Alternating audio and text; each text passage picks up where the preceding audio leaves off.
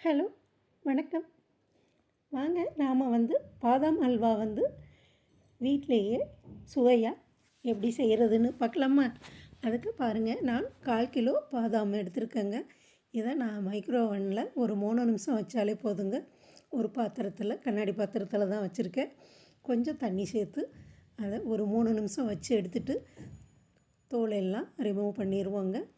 ஃபுல்லாக தோல் எடுத்துகிட்டு நான் அப்புறம் உங்கள்கிட்ட காமிக்கிறேன். பாருங்கள் ஃபுல்லாக தோல் எல்லாம் எடுத்துகிட்டு இதுக்கு தேவையான ஜாமான் எல்லாமே எடுத்து வச்சுருக்கேன். இப்போ 1/2 லிட்டர் பால் வச்சுருக்கேங்க. அதை கொஞ்சம் கொஞ்சமாக சேர்த்து பாதாமை நல்லா நெய்ஸாக அரைச்சி எடுத்துகிட்டு வந்துடுவோம்.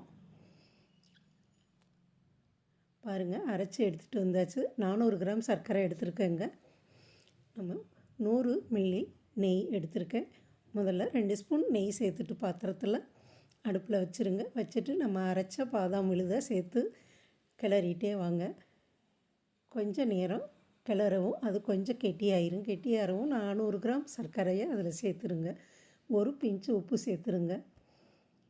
நான் கொஞ்சம் ஒயிட் கலர் இல்லாமல் கொஞ்சம் எல்லோ கலராக வரட்டும்னு குங்குமப்பூ ஒரு பிஞ்சு போடுறேங்க. போட்டு நல்லா கிளறிட்டே வரணும். நம்ம சர்க்கரை சேர்த்ததும் மறுபடியும் தண்ணி விட ஆரம்பிச்சிருங்க. அந்த தண்ணி மறுபடியும் நல்லா இறுகி வரவும் கொஞ்சம் கொஞ்சமாக நெய் சேர்த்து கிளறிட்டே இருக்கணும். இதை மொத்தமாக ஒரு 1/2 மணி நேரம் ஆச்சுங்க நம்ம பாதாம் அல்வா கிளறி இறக்குறதுக்கு.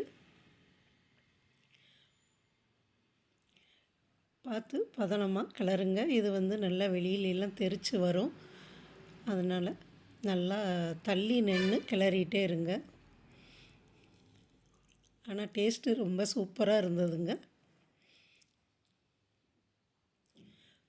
பாருங்கள், இப்போவே கொஞ்சம் கலர் மாறிடுச்சு பாருங்கள். அந்த குங்குமப்பூ கலர் கொஞ்சம் கொஞ்சமாக மாறிட்டு வருது பாருங்கள். நம்ம கிராமிய சமையல் சேனலை இதுவரை சப்ஸ்கிரைப் பண்ணாமல் இருந்தீங்கன்னா சப்ஸ்கிரைப் பண்ணிடுங்க.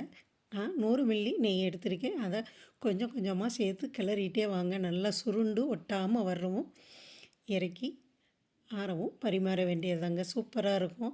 இறக்கி ஆறவும் நீங்கள் கையில் எடுத்தால் கொஞ்சம் கூட ஒட்டாதுங்க. சூப்பராக வரும்.